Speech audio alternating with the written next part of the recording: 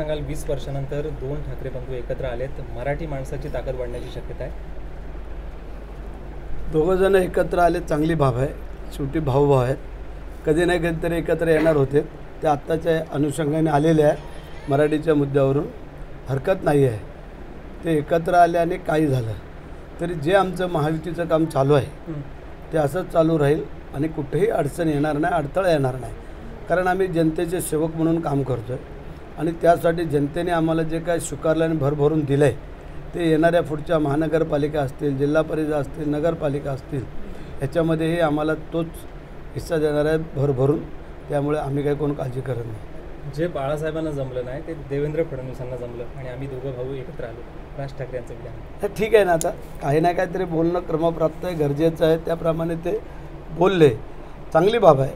तुम्ही दोन भाऊ एकत्र आलेत, त्या दिवशी देवेंद्रजींनी पण त्यांना शुभेच्छा दिल्यात, काही काळजी नाही आहे, परंतु जे आलेले आहेत ते किती दिवस चालतं आहे किंवा काय हे आपल्यालाही कळेल थोड्या दिवसांनी.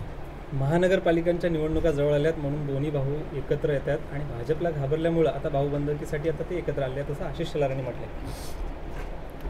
काही अंश बरोबर आहे, कारण आत्ताच्या स्थितीमध्ये जर आपण पाहिलं खोल रे तर आपण पाहिलं मनसेची एकही सीट आलेली नाही, उबाटाच्या आल्यात त्या 20 सीट आलेल्या आहेत. ह्या सगळ्या गोष्टीचा विचार करून की पुढची गोष्ट त्यांच्या लक्षात आलेली असावी की आपण एकत्र येऊन काय करू शकतो का, ते त्यांनी करून पाहावं. आमचं काय म्हणणं नाही, आम्ही तिघंजण एकत्र असल्यामुळे आम्ही ह्या महाराष्ट्रामध्ये पुढं असणार आहोत एवढं निश्चित.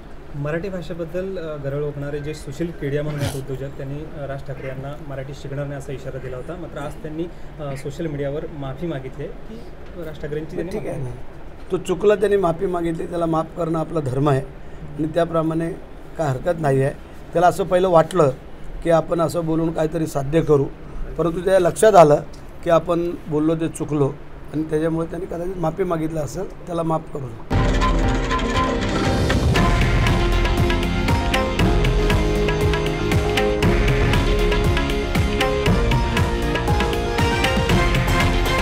हे आहे देशातील नंबर 1 न्यूज नेटवर्क आणि आपण पाहत आहात TV9 मराठी, एकमेव.